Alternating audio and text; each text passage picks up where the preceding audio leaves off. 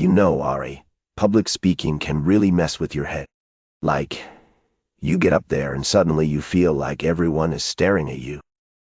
Yeah, it feels like all eyes are on me. Exactly. And then your heart starts racing, you sweat a lot.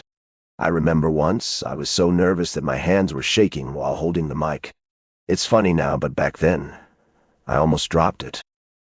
That sounds pretty intense. I've had my voice shake before. Voice shakes too, and sometimes you forget what you wanted to say. Your mind goes blank. Have you ever done that? Once or twice. Yeah. It's normal, though. Even big speakers have these moments. The key is to breathe deeply and focus on your message. Oh, and the music here is nice, isn't it? Takes your mind off things for a bit. Definitely helps to relax a little. See, even small stuff like this market can distract you from being scared. So next time you're up there, just pretend you're here listening to the music and chatting with friends. Speaking of distractions, there are actually some techniques to help you get over the fear. Like breathing exercises, for example. Deep breaths can really calm you down. That makes sense. I've tried that a bit, but it doesn't always work for me. Well, consistency is key. Also, practicing in front of a mirror or recording yourself can be super helpful. You get used to seeing and hearing yourself talk. I guess practice does make perfect. Exactly. And another thing is to connect with your audience. Think about them and what they want to hear, rather than focusing on yourself. It shifts your attention away from your nerves. Connecting with the audience sounds useful.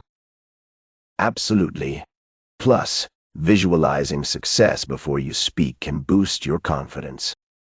Imagine delivering your speech flawlessly and getting applause at the end. It's like tricking your brain into thinking it's already done it successfully. Visualization could definitely help ease my anxiety. Definitely try it out. And don't forget, every speaker gets nervous sometimes. It's part of the process. The more you do it, the easier it gets. Speaking of getting comfortable, have you noticed how public speaking differs in different cultures? In some places it's more formal, and in others it's much more relaxed. Yeah, I've seen that. Some cultures seem to expect a lot more eye contact and direct interaction. True. What? For example, in Western countries, direct eye contact is often seen as confident and honest. But in some Asian cultures, looking down or avoiding strong eye contact can be more respectful. That's interesting. I never thought about how cultural norms affect public speaking. It definitely does. In some Middle Eastern cultures, gestures are very expressive during speeches, which might seem overwhelming to someone from a culture where gestures are minimal. I can imagine that would be quite a shift if you're used to one style, and then suddenly find yourself in another. Absolutely. And the way people respond to a speech also varies. In some Latin American countries, audiences might interrupt with questions or comments during the talk, whereas in many European settings, they prefer to wait until the end.